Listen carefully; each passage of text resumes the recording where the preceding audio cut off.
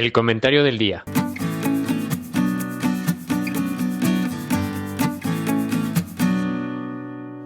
¿Qué tal? Les saluda Alejandro Saldaña Brito y este es mi comentario del día. Con Asami a favor o en contra del bienestar de los trabajadores. A inicios de este mes, la Comisión Nacional de Salarios Mínimos anunció que el salario mínimo pasaría de 141.7 a 172.87 pesos diarios a partir de 2022, lo que representaría su variación interanual más alta en 10 años, 22%. En el caso de la zona libre de la frontera norte, el cambio fue de 213.39 a 260.34 pesos diarios.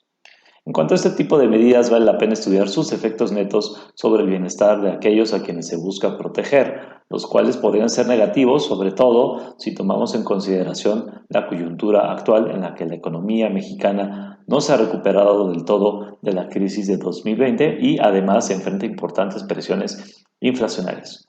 Me gustaría empezar recordando que para que las remuneraciones puedan crecer de forma sostenida, es necesario que haya un incremento proporcional en la productividad de los trabajadores. De lo contrario, el aumento en el costo del factor trabajo ocasionará que las empresas usen menos mano de obra y traten de sustituirla con otros factores de la producción, como el capital, lo que ciertamente tiene un límite, dado que el trabajo y capital son complementarios, es decir, que se necesita una cantidad mínima de cada uno para poder producir.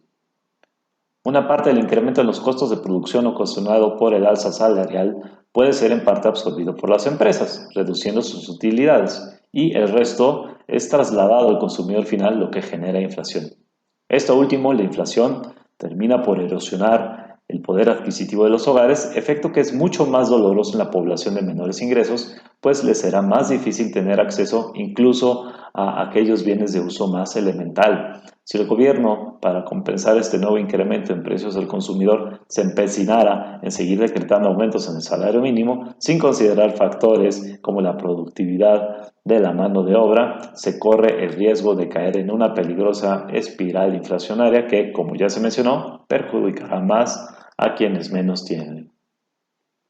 Quienes defienden estas medidas argumentan que el efecto sobre la inflación del ajuste en el salario mínimo se redujo gracias a que en 2016 se aprobó la desindexación del salario mínimo para desvincularlo de diversas medidas legales como base de referencia. Si bien parte de ello es cierto, no ataca los problemas que se mencionaron en el párrafo de arriba.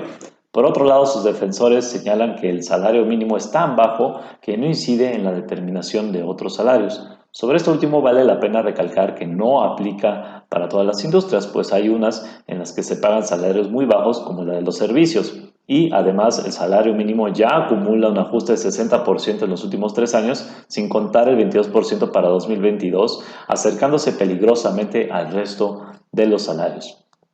Ahora, situémonos en la coyuntura actual. Por un lado, las empresas siguen enfrentando un contexto económico incierto y retador, lo que afecta a sus ingresos. De acuerdo al INEGI, en septiembre pasado el indicador global de la actividad económica estaba en niveles de 2016, el consumo privado en niveles de 2017. Al mismo tiempo, las empresas enfrentan notables incrementos interanuales en los precios de materias primas y en los costos del transporte, que en parte han trasladado al consumidor final, ocasionando que la inflación al consumidor se incremente 7.4% durante noviembre de este año, la mayor desde 2001.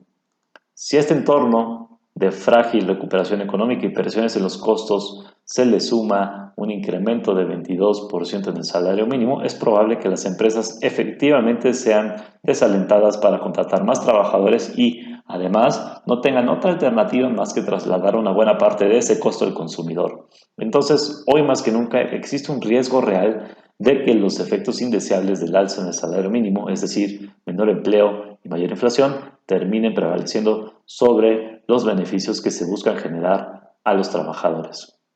Yo soy Alejandro Saldaña Brito y este fue mi comentario del día, con Asami, a favor o en contra del bienestar de los trabajadores. Recuerda seguirnos en todas nuestras redes y plataformas que encontrarás en el sitio flow.page/comentario del día. Cada semana nuevas columnas de opinión y programas de análisis en vivo.